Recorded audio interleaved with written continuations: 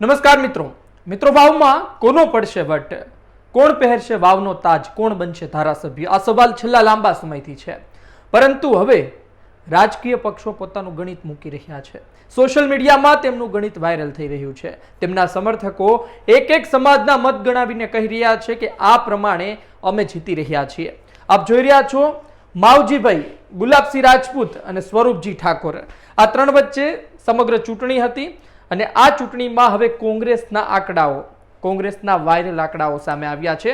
તે વિશે વાત કરીએ કે તેમના મત મુજબ, તેમના સમર્થકો મુજબ તેમને કયા સમાજના મત મળી રહ્યા છે અને કઈ રીતે તેઓ જીતી રહ્યા છે, એટલે કે ગુલાબસિંહ રાજપૂત કઈ રીતે ધારાસભ્ય બની રહ્યા છે. આ તમામ બાબતે આપણે જોઈએ કે કયા આંકડાઓ ફરી રહ્યા છે.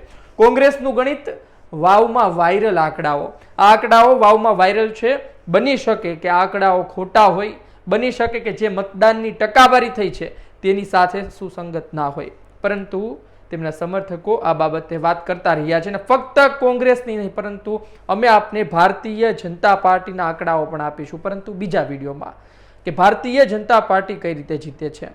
અત્યારે કોંગ્રેસનું જોઈએ. વાવ વિધાનસભામાં આપણે છેલ્લા લાંબા સમયથી વાત કરીએ છીએ, ઠાકોર સમાજ, ચૌધરી સમાજ, દલિત સમાજ, આ શરૂઆતના ત્રણ સમાજ અતિ મહત્વની ભૂમિકામાં હોય છે.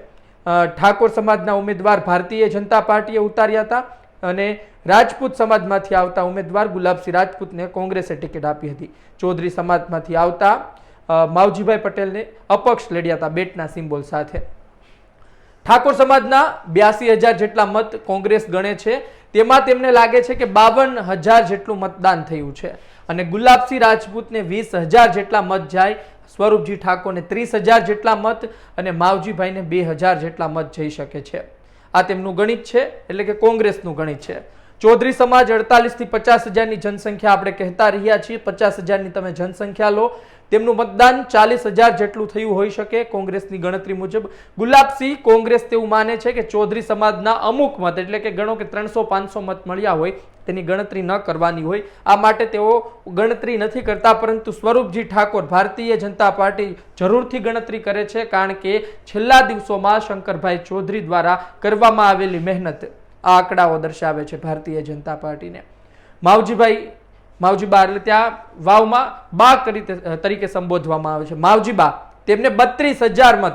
આ આંકડો કોઈ નાનો નથી, કારણ કે ચૌધરી સમાજે માવજીબાને સમર્થન આપ્યું હતું, જામાભાઈ પટેલે માવજીભાઈને સમર્થન આપી દીધું હતું અને એક પત્રિકા પણ વાયરલ થઈ હતી કે ભારતીય જનતા પાર્ટી માવજીભાઈ, જામાભાઈ, લાલજીભાઈને શું સસ્પેન્ડ કરે, અમે તેને સસ્પેન્ડ કરીએ છીએ. આ મત દર્શાવે છે ચૌધરી સમાજના. દલિત સમાજ અતિ મહત્વની ભૂમિકામાં હતો, કારણ કે તેમના મત 42,000 મત. આમ તો દલિત સમાજ કોંગ્રેસની મત બેંક રહ્યો છે, પરંતુ આ વખતે તેનું મતદાન 29,000 જેટલું થયું હોય તેવું માને છે રાજકીય પક્ષો. કોંગ્રેસ ગુલાબસિંહને 23,000 મત, કારણ કે એક તો કોંગ્રેસનો સિમ્બોલ છે, બીજી વાત એ છે કે ગુલાબસિંહ રાજપૂતના દાદાજી હેમાજી રાજપૂત, કે જેઓ ભૂતકાળમાં 2 વખત ધારાસભ્ય રહ્યા, તેમનો દલિત સમાજ સાથેનો ઘરોબો, તેમના માટે કરેલા કામો આ મત દર્શાવે છે.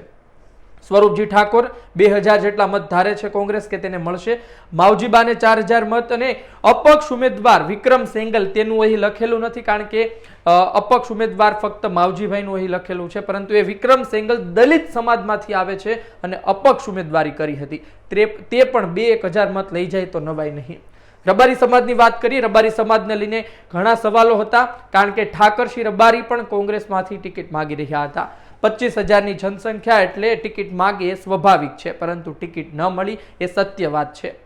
ગુલાબસિંહ રાજપૂતને ટિકિટ મળી. આ 25,000 મતમાંથી 15,000 જેટલા મતનું મતદાન થયું હોય તેવું માનવામાં આવે છે. ગુલાબસિંહ રાજપૂતને 8,000 જેટલા મત, સ્વરૂપજી ઠાકોર ભારતીય જનતા પાર્ટીને 4,000 જેટલા મત અને માવજીબાને 3,000 જેટલા મત. એટલે કે જે મૂળ વાત હતી કે રબારી સમાજ ફંટાશે, તો વાત 100% અત્યારે સાચી પડતી દેખાઈ રહી છે. કોંગ્રેસના આંકડાઓ મુજબ રબારી સમાજ અપક્ષ તરફ પણ ગયો, એટલે કે માવજીભાઈ તરફ પણ ગયો અને ભારતીય જનતા પાર્ટી તરફ પણ ગયો, પરંતુ કોંગ્રેસ તરફ વધુ મતદાન થયું તેવું કોંગ્રેસ માને છે. બ્રહ્મ સમાજ 2022માં અમીરા માશલ, જે ઊભા હતા અપક્ષ, કોંગ્રેસને મોટો ફાયદો થયો હતો. આ વખતે તેઓ ભારતીય જનતા પાર્ટીના સ્વરૂપજી ઠાકોરને જીતાડવા માટે મહેનત કરી રહ્યા હતા. 18,000નું મતદાન છે, 12,500 જેટલું મતદાન થયું હોય તેવું માને છે કોંગ્રેસ. અને ગુલાબસિંહ રાજપૂત 3,000 જેટલા મતની આશા રાખે છે. સ્વરૂપજી ઠાકોરને 7,500 જેટલા મત મળી શકે અને માવજીભાઈને 2,000 જેટલા મત. આ વખતે વ્યક્તિનો મુદ્દો પણ મહત્વનો રહ્યો. કયો વ્યક્તિ સારો? આ જોતા કેટલાય સમાજ તેવા હતા કે જે વર્ષોથી કોંગ્રેસને મત નહોતા આપતા, પરંતુ વ્યક્તિત્વ જોતા પણ ગુલાબસિંહ રાજપૂત તરફ મત પીડા. અને બ્રહ્મ સમાજના ગુલાબસિંહ રાજપૂત તરફ 3,000 મતની ગણતરી કરવામાં આવે છે, તો આ પણ તેનું એક પરિણામ હોઈ શકે છે. પણ એ વાત સત્ય છે કે ભારતીય જનતા પાર્ટીને સ્વરૂપજી ઠાકોરને મોટા પ્રમાણમાં બ્રહ્મ સમાજના મત મળ્યા છે. રાજપૂત સમાજ 18,000 છે. ભૂતકાળમાં રાજપૂત ધારાસભ્યો આ વિસ્તારમાં રહ્યા છે. ગુલાબસિંહ રાજપૂતના દાદાની વાત, અને તે તેના દાદા સાથે પ્રચાર કરતા હતા તેના નામ સાથે.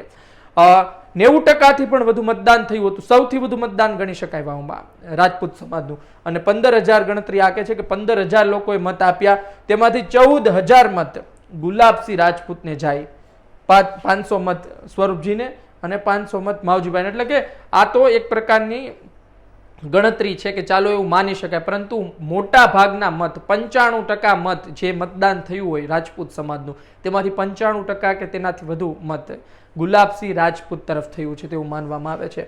પ્રજાપતિ સમાજ અતિ મહત્વની ભૂમિકામાં 12,000 મત, 9,000નું મતદાન થયું હોઈ શકે. 2,000 ગુલાબસિંહને, 4,000 સ્વરૂપજીને અને 1,000 માવજીબાને. આમ તો પ્રજાપતિ સમાજ ભારતીય જનતા પાર્ટી સાથે વર્ષોથી રહેલો છે.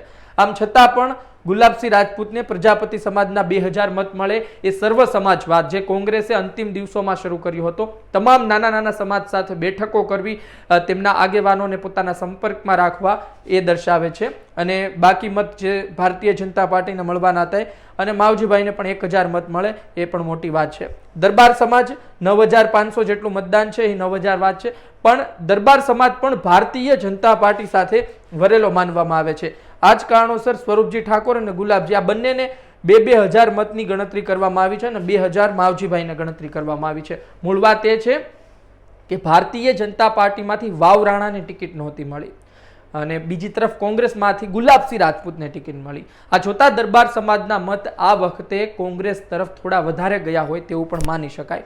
મુસ્લિમ સમાજનું પણ મતદાન છે 9,000 જેટલું, તેમાંથી 6,000 જેટલું મતદાન થયું હોય તેવું માની શકાય. ને ગુલાબસિંહ રાજપૂતને 5,000, 500 અન્ય બેને.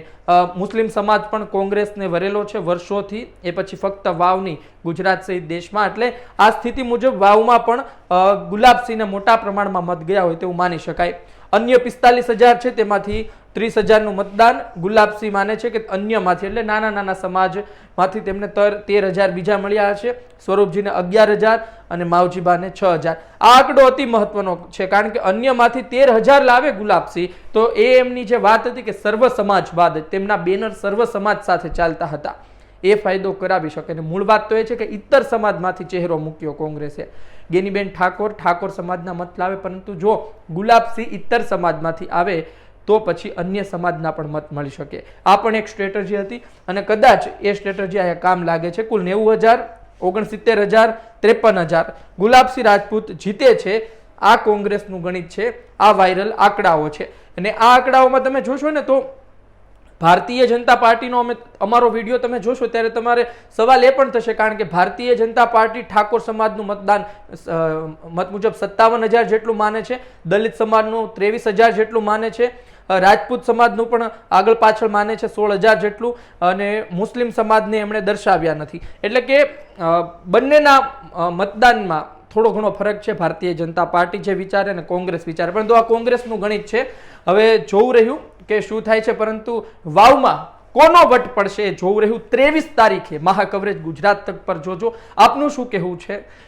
સામાન્ય રીતે આ પ્રકારની વાત ન કરવી જોઈએ, પરંતુ વાવમાં આ જ પ્રકારની ચૂંટણી થાય છે. રસ્તાઓ અને વિકાસ એક તરફ રહી જતો હોય છે, પરંતુ જ્યારે ચૂંટણી આવે છે ત્યારે કયા સમાજનો વ્યક્તિ છે, તે જોવાતું હોય છે. અને વાવમાં અમે પણ ગયા હતા અને આ વસ્તુ અમે પણ જોઈ છે. અને આ જ કારણોસર એક સામાજિક ગણિત જોવામાં આવી રહ્યું છે. આ ગણિત બતાવવાનો ઉદ્દેશ્ય કોઈ પણ જાતનો જ્ઞાતિવાદી નથી, પરંતુ આ ગણિત બતાવવાનો ઉદ્દેશ્ય ફક્ત એટલો છે કે કોંગ્રેસ શું વિચારે છે, કોંગ્રેસના સમર્થકો શું વિચારે છે અને શા માટે તેઓ કહે છે કે ગુલાબસિંહ રાજપૂત જીતે છે. જોવું રહ્યું આ ગુલાબસિંહ રાજપૂતના શિરે તાજ આવે છે કે પછી સ્વરૂપજી ઠાકોર કે માવજીભાઈ પાસે. ત્રણે વચ્ચે રોચક જંગ રહી. આપણે છેલ્લા ઘણા દિવસથી સતત આ જંગ જોઈ રહ્યા છીએ ને ત્રણેયના સમર્થકો અલગ અલગ ગણિત આપી રહ્યા છે. હવે કોનું ગણિત સાચું પડે એ ભગવાન જાણે, પરંતુ એક વાત સત્ય છે કે ગુલાબસિંહ રાજપૂત અને સ્વરૂપજી ઠાકોર વચ્ચે જોરદાર ફાઇટ ચાલી રહી છે. આપનું શું કહેવું છે? કોણ જીતી રહ્યું છે? શું ગુલાબસિંહ રાજપૂત આ આંકડાઓ મુજબ ખરેખર ધારાસભ્ય બની રહ્યા છે? શું કોંગ્રેસ ફરી એક વખત વાવમાં જીતીને હેટ્રિક લગાવશે? શું ગેનીબેન ઠાકોરનો રંગ ફરી જામ્યો? આ તમામ બાબતે આપનો અભિપ્રાય આવકાર્ય છે. કોમેન્ટ બોક્સમાં લખજો. આ વિડીયો પસંદ આવ્યો હોય, આ માહિતી પસંદ આવી હોય તો લાઈક કરજો, શેર કરજો, એ લોકો સુધી પહોંચાડજો કે જેમને ખબર નથી. મને આપશો રજા. નમસ્કાર.